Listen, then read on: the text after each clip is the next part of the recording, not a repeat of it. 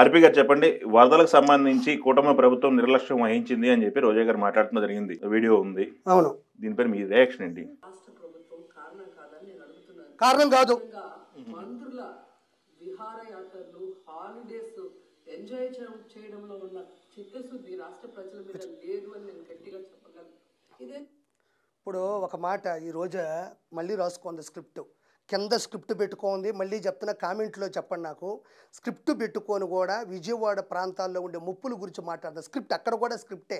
ఈవిడ ఎక్కడ హీరోయిన్ అయిందో, ఎక్కడ ఆర్టిస్ట్ అయ్యిందో, ఈవిడ ఎవరో హీరోయిన్ అవ్వమని ప్రోత్సహించారు నాకేం అర్థం కావట్లే. అన్ని సినిమాలేనా?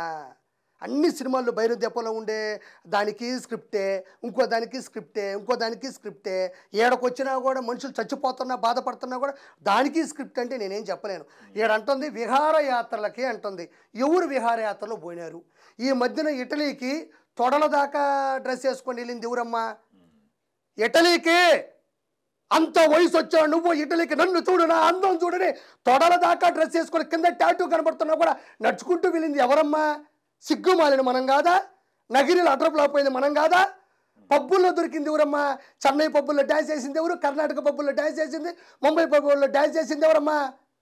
టూరిజం పేరుతో హరిత హోటల్స్ నుంచి 3 పూట్ల ఫుడ్ తెప్పించుకొని ఇంతంత దబలు కూడి తినింది ఎవరమ్మా? మనం కాదా? టూరిజం పేరుతో దేశాలన్నీ తిరిగింది. టూరిజం పేరుతో చెక్కులన్నీ అడ్డదిడ్డంగా సంతకాలు పెట్టుకొని కోట్ల రూపాయలు లూటీ చేసి దేశాలంతా తిరిగింది ఎవరు? ఎవరు తిరిగారు? ఈవిడ తిరిగింది. ఒక్కదానికి కూడా ఇక్కడ తిరిగారు, ఇక్కడ తిరిగారని ఒకదానికి కూడా మనకి ప్రూఫ్ ఉండదు. ఈవిడ మాత్రం ఇట్లే తిరుగుతుంది 7 దాకా, 7 తొడల దాకా. కావంటే ఒకసారి వీడియోలు చూడండి, తొడల దాకా ఉందా లేదా? నిజాయితీగా చెప్పు. కింద టాటూ కనపడుతుంది. పిల్లకాయలు వయసుకు వచ్చినారు. నగిరి ప్రజలకి నువ్వు ఒక ప్రజాస్వామ్యంలో ఉన్నదానివి, డెమోక్రసీలో ఉన్నదానివి, నువ్వు ఎట్ట చేస్తావు? నువ్వు ఎవరు పోయినారు? ఎవరు విహారయాత్రలో పోయినారు? ఎవరు డ్యాన్సులు వేస్తున్నారు? నీ పప్పు అసలు నీ పప్పు కల్చర్ అంతా ఆడిపోయింది. మా తెలీదా? టూరిజం పేరుతో హోటల్స్లో కూడా వాళ్ళ పనివాడి కాడి నుంచి పెద్దవాడి దాకా ఫంక్షన్లు చేసింది ఈవిడ. కోట్ల రూపాయలు ఖర్చు పెట్టి మన సేవపులో 100 కోట్లు చేసింది ఎవరమ్మా? నువ్వు బైరెడ్డి సిద్ధార్థ రెడ్డి కదా? అవి కూడా వస్తాయి. నువ్వు ఇప్పటి నుంచో మొదలెట్టు. ఏ లాయర్ని కలిస్తే బెయిల్ వస్తుంది, ఏ జైల్లో వేస్తే అన్నం పెడతారు, అక్కడ చెప్పుకూట ఎట్ట పెడతారు, మనకు ఎట్ట పెడతారు, మనం ఎలా ఎన్ని సంవత్సరాలు జైల్లోకి వెళ్తావు కూడా ఇప్పటి నుంచో నువ్వు రెడీ అయిపో. అది నేర్చుకో ఫస్ట్. 100% చెప్తుండా ఆంధ్ర ప్రజలకి. రోజా జైలుకి వెళ్ళబోతా ఉండదు. అడ్డది మీరు రెడ్ బుక్ అంటే ఒకటే గుర్తుపెట్టారు. రెడ్ బుక్ అంటే వాళ్ళు స్వలాభం కోసం, వ్యక్తిగత కక్షల కోసం జైల్లో వేసేది రెడ్ బుక్ కాదండి. వాళ్ళు చేసిన అక్రమాలు, అవినీతుల్ని ఆల్రెడీ తెలుసుకొని వాటన్నిటిని తీసుకొచ్చి ఒక పుస్తకంలో పెట్టి నిజాయితీగా ప్రూఫ్లతో సహా చేసిన తప్పులకి సరిపడ శిక్ష విధించడమే రెడ్ బుక్. రెడ్ బుక్ అంటే నీకు నాకున్న వ్యక్తిగత కక్షలు కాదు, పార్టీ కక్షలు కాదు, ప్రాంతీయ కక్షలు కాదు, పాత కక్షలు కాదు. కేవలం ఇది తప్పు చేశారు ఆ రోజు అని తెలిసి దాన్ని బుక్లో పెట్టడం. అది తప్పు బుక్లో పెట్టు, ఇది తప్పు బుక్లో పెట్టు. వ్యక్తిగత కక్షలుగా కాకుండా ఒక వ్యక్తి చేసిన కక్షల్ని గుర్తు పెట్టుకొని అంటే ఆ చేసిన తప్పుకు తగ్గట్టుగా ప్రూఫ్లతో సహా శిక్ష వేయించడమే రెడ్ బుక్. ఎందుకు భయపడిపోతున్నారు రెడ్ బుక్ అంటే? మీరు ఎందుకు రెడ్ బుక్ అంటే భయపడిపోతున్నారు? 100% రోజా జైలుకి వెళ్ళబోతుంది. నేను రోజాకు ఒకటే చెప్తున్నా తల్లి, అక్క అసలు 100% ఆ రోజు ఏం చేసి చంద్రబాబు నాయుడు గారు వెళ్ళినప్పుడు మిఠాయిలు పంచింది కదా, పంచిందా లేదా? అదే రోజా జైలుకి వెళ్ళిన రోజు ఆంధ్రప్రదేశ్లో ప్రతి స్వీట్ షాపులు ఉంటాయి కదా, స్వీట్ షాపులు ఉంటాయి చూసా, దాని ముందు హౌస్ఫుల్ బోర్డు పెడతారు, దొరకవు. రోజా జైలుకి వెళ్ళిన తర్వాత ఆంధ్రప్రదేశ్లో ప్రతి స్వీట్ షాప్ ముందు హౌస్ఫుల్ బోర్డులు పెడతారు. ఎందుకంటే అయిపోయినాయి, స్టాక్ అవుట్ అంటారు. ఏమంటుందని దాన్ని ఏమంటారు? Out of stock. క్షమించాలి. రోజా జైలుకి వెళ్ళిన మరుక్షణం ఆంధ్రప్రదేశ్లో స్వీట్ షాపుల దగ్గర అవుట్ ఆఫ్ స్టాక్ అని పెడతారు. జనాలు కొట్టుకొని చేస్తుంటారు. ఎందుకంటే ఏమారో చంద్రబాబు నాయుడు గారు వృద్ధాప్యంలో ఏమాత్రం ఎందుకు కేసు కూడా తెలియకుండా తీసుకెళ్ళిపోయి అన్ని రోజులు లోపల పెట్టి ఆయన ఆ వయసులో ఎంత హింసించారో, ఎంత ఇబ్బంది పెట్టారో, ఎంత క్షోభపడేలా చేశారో. రేపు నిన్ను జైలు వేసిన తర్వాత ఆంధ్రప్రదేశ్లో ఉండేటువంటి ప్రతి ఒక్కరూ స్వీట్ షాపుల దగ్గర కావంటే స్వీట్ షాపులు తగలబెట్టేస్తారు, నాకు దొరకలేదని. లేకపోతే స్వీట్ షాపుల దగ్గర కొట్టుకుంటారు, అవుట్ ఆఫ్ స్టాక్ అని పెడతారు, హౌస్ఫుల్ అని పెడతారు. ఆ విధంగా నేను జైలు వేయడం ఖాయం. సార్ ఇంకోటి ఇంకో మంచి మాట చెప్తున్నా. ప్రతిసారి ఆర్కే రోజా ఏమంటుందంటే మేము ఈ ప్రజాస్వామ్యంలో ప్రజల వల్ల మేము ఓడిపోలేదు అనింది. వినాలి మీరు, ప్రజల వల్ల మేము ఓడిపోలేదు అనింది. ప్రజల వల్ల ఓడిపోకపోతే నువ్వు కుక్కల వల్ల ఓడిపోయినావా, నక్కల వల్ల ఓడిపోయినావా, సీతాకోచిలుకలు ఓడిపోయినావా, సింహాల వల్ల ఓడిపోయావా, గ్రామ సింహాల వల్ల ఓడిపోయావా, సూక్ష్మజీవుల వల్ల ఓడిపోయావా, గ్రహాంతర వాసుల వల్ల ఓడిపోయావా, ఉడువుల వల్ల ఓడిపోయావా, లేకపోతే పిచ్చుకల వల్ల ఓడిపోయావా, హంసల వల్ల ఓడిపోయావా? అంటే ప్రజల వల్ల నేను ఓడిపోలేదు, ప్రజల తీర్పు కాదు అన్నప్పుడు, ప్రజల తీర్పు కాదు అన్నప్పుడు నేను చెప్పిన సూక్ష్మజీవుల, జీవుల, గ్రహాంతర వాసుల ఇవన్నీ వచ్చి ఓటేసి నేను ఓడించేసి వెళ్ళిపోయాయా? ప్రజలంతా నిద్రపోతున్నారా? ప్రజలంతా నగిరి బార్డర్ దాటి ఏ కర్ణాటక చెన్నైలో ఊరేగుతున్నారా? నగిరిలో ఉండే ప్రజలు ఓటేసి నిన్ను ఓడించరా? ఇవన్నీ వేసి నిన్ను ఓడించారా? ఒక్కటి చెప్తావు, గుర్తుపెట్టుకో, వైఎస్ఆర్సీపీ ప్రభుత్వాన్ని ఓడించింది పోలింగ్ బూతులు కాదు. వైఎస్ఆర్సీపీ ప్రభుత్వాన్ని ఓడించింది పోలింగ్ బూతులు కాదు, శ్రీరెడ్డి రోజారెడ్డి బూతులు. నేను ఆ రోజు చెప్పి ఈరోజు చెప్పా, కేవలం వైఎస్ఆర్సీపీ పతనం అవడానికి కారణం నువ్వు, నీ చెల్లెలు శ్రీరెడ్డే. అందులో నో డౌట్. మీరు ట్విన్స్. వైఎస్ఆర్సీపీ సంఖ్య నాకెచ్చడంలో మీ ట్విన్స్ పాత్ర ఎక్కువగా ఉంది. నేను ఈరోజు చెప్తున్నా, ప్రజల తీర్పు కాదు ఇది అని రోజా అంటుంది. చూడు రోజా, నేను మాట్లాడుతున్నా, ప్రజల తీర్పు ఇది కాదు అని మాట్లాడుతున్నావు కదా. ఈవీఎం ట్యాంపరింగ్లు జరిగి ఓడిపోయినాము, ఏదో చేసేసింది టీడీపీ, ఈవీఎం ట్యాంపరింగ్లు చేసేసింది అంటుంది. 2019లో మీ అన్నకి 151 వచ్చా, నేను క్వశ్చన్ అడగను. ఇప్పుడు ఈవీఎం ట్యాంపరింగ్లే ఇవన్నీ చేశాయని నువ్వు బల్ల గుద్దుతూ ఏదేదో అమాయకంగా చెప్తున్నావు కదా. నేను ఒక సవాల్ వేస్తున్నా రోజాకి, నీకు దమ్ముంటే టీడీపీ ప్రభుత్వం మా నాయకుడు కాళ్ళు పట్టుకొని, సీఎం చంద్రబాబు నాయుడు గారు కాళ్ళు పట్టుకొని, పవన్ గారు కాళ్ళు పట్టుకొని నేను ఒప్పించి నీకు రీపోలింగ్ పెట్టిస్తా, ఎలక్షన్స్ పెట్టిస్తా, నువ్వు మళ్ళీ సిద్ధంగా ఉండు, మీరిద్దరు మళ్ళీ నిలబడండి. ఈసారికి ఈవీఎం ట్యాంపరింగ్లు ఉండవు సార్, ఈవీఎం ట్యాంపరింగ్లు ఉండవు, చీటీలే. అందరూ వస్తారు, వేల మంది పోలీసులు ఉంటారు, ఎస్పీలు ఉంటారు, సిట్ ఉంటుంది, మొత్తం అందరూ ఉంటారు, అందరూ కొన్ని లక్షల సీసీ కెమెరాలు పెడతారు, ప్రతి ఈవీఎం లేకుండా బ్యాలెట్లో పేపర్లు వేస్తారు. ఇంకొక మాట ఇస్తున్నారు రోజాకి, 5 రోజులు 10 రోజులు కూడా ఆ బ్యాలెట్లు తీసుకెళ్ళి దాచం. ఆ రోజుకు ఆ రోజే అక్కడే పెట్టి అందరూ చూస్తున్నాగా అన్ని సీసీ కెమెరాలు లోకల్ ఛానల్స్లకి లైవ్ ఇచ్చి ఏ తప్పు ఏ పొరపాటు జరగకుండా సీటీలు వేస్తారు. ఆ రోజే లెక్క పెడతారు. గెలిచే దమ్ము నీకుందా? గెలుస్తామనే నమ్మకం నీకుందా?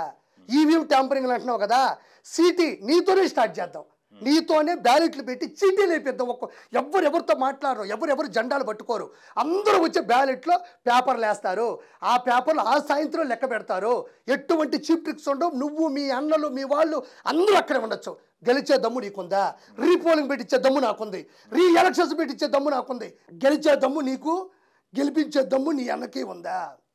ఉండదు, ఉండదు. నువ్వేదో అమాయకంగా మాట్లాడేస్తున్నావు కదా, ఎలక్షన్స్లో ట్యాంపరింగ్ జరిగింది నీకు కాదు, కొడాలి నాని చెప్తున్నా, వల్లభనేని వంశీ చెప్తున్నా, పేరు నానికి చెప్తున్నా, అనిల్ కుమార్ యాదవ్ చెప్తున్నా. మీ ఎంతమంది అయితే 151 మంది ఓడిపోయి మళ్ళీ ఇప్పుడు 11కు వచ్చారో, 11 మంది కాకుండా ఓడిపోయిన ప్రతి ఒక్కరికి ఇస్తున్నా. మీ దాంట్లో ఎలక్షన్స్ పెడితే, రీపోలింగ్ పెడితే గెలిచే దమ్ము మీకుందా? చీటీలు రోజా, గాలివాడి ప్రకాష్ ఇట్లా చీటీలు వేస్తారు. నువ్వు నగిరిలో గెలిచే దమ్ము నీకుందా? నేను అనిన దాని సవాల్కి నువ్వు డిబేట్కి వస్తావా? నేను ఎవరి కాళ్ళైనా పట్టుకొని రీపోలింగ్ పెట్టిస్తాను నీకు. ఓకే, మనం చేసిన అక్రమాలు, అవినీతులు, భూ కబ్జాలు, చిన్న చిన్న బండ్లు, తోపుడు బండ్ల దగ్గర కమిషన్లు, సబ్ రిజిస్టర్ల దగ్గర అక్రమంగా తీసుకున్న డబ్బులు, శేషాచలంలో ఉండేటువంటి ఎర్ర చందనాలు, కొండ మీదకి కోట్ల రూపాయలు, ఇవన్నీ చూస్తూ జనాలు నువ్వు మంచి చేసావని చెప్పి నీకు ఓట్లేసినా ఓడిపోయావా? సిగ్గుండా మనకు కొంచెమైనా సరే. పెట్టండి, గుర్తుపెట్టుకో, ఎలక్షన్స్ రీపోలింగ్ పెట్టే పూర్తి బాధ్యత నాది. గెలిచే దమ్ము నీకుందా? ఈవీఎం వద్దు, చీటీలు పెడతావురా. సర్పంచ్ ఎన్నికలు ఎలా జరుగుతాయి అలా పెడతాం. నువ్వు గెలిస్తే ఎక్కడ నగిరిలో మీ అన్నని సీఎం చేసే బాధ్యత మా పార్టీది. నువ్వు ఒక్కదాన్ని గెలిస్తే చాలు, నువ్వు ఓవరాల్గా సీఎం అంతే. మీ అన్న డైరెక్ట్గా ఎక్కేస్తాడు సీటు. దమ్ముందా నీకు? నేను విమర్శించడానికి చెప్పటం లేదు. 28వ తేదీనే 30వ తేదీలో వర్షాలు రాబోతున్నాయని చెప్పి వాతావరణం సమాచారం ఇవ్వడం జరిగింది. కాపాడలేకపోయారు అంటే ఇది రాష్ట్ర ప్రభుత్వం, రాష్ట్ర ముఖ్యమంత్రి వైఫల్యం కాదని నేను అడుగుతున్నా.